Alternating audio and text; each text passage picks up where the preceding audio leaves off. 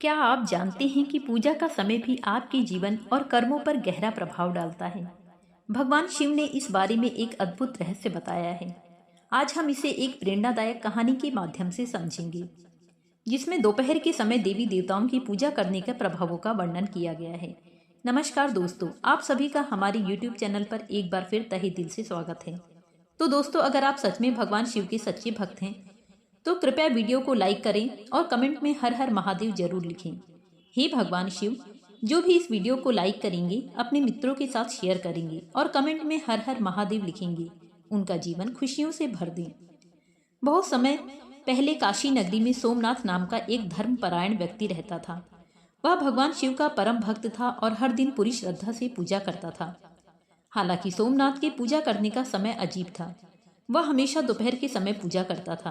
एक दिन उसके मित्र और पड़ोसी ने उससे पूछा, सोमनाथ, क्या तुम जानते हो दोपहर के समय पूजा करना सही है या नहीं?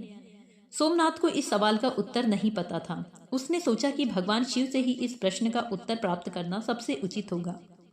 सोमनाथ ने भगवान शिव का उत्तर पाने के लिए कठोर तपस्या शुरू की।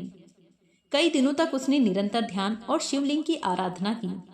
उसकी भक्ति से प्रसन्न होकर भगवान शिव प्रकट हुए। भगवान शिव ने उससे पूछा, मुझे प्रसन्न करने के लिए इतनी कठिन तपस्या क्यों की? बताओ, तुम्हारे मन में क्या प्रश्न है? सोमनाथ ने सर झुकाकर कहा, हे महादेव, मैं आपकी भक्ति करता हूँ और प्रतिदिन दोपहर के समय पूजा करता हूँ। लेकिन मेरे मन में यह जिज्ञासा है कि क्या यह समय पूजा के लिए उचित है? कृपया मार्गदर्शन करें। भगवान शिव मुस्कुराए और बोले, वत्स, यह सच है कि पूजा का समय अत्यंत महत्वपूर्ण होता है।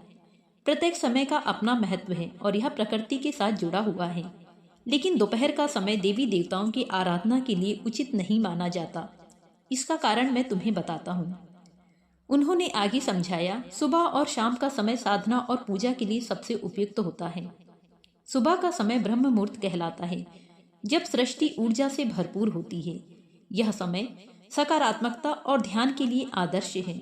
शाम का समय भी शांति और आराधना के लिए उपयुक्त है, क्योंकि यह दिन के अंत में मानसिक और शारीरिक शांति प्रदान करता है। लेकिन दोपहर का समय भौतिक कार्यों और कर्मों के लिए निर्धारित है।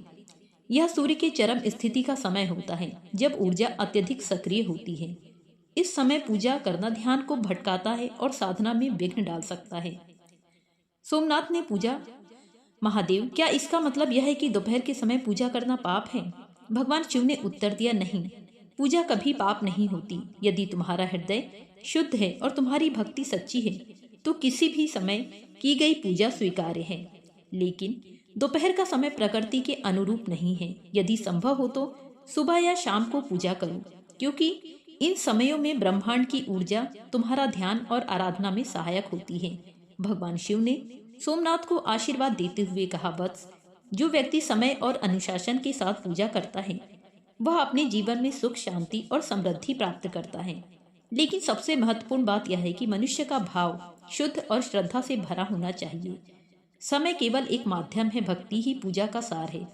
सोमनाथ ने भगवान शिव के इन वचनों को समझा और निर्णय लिए कि वह सुबह और शाम को ही पूजा करेगा।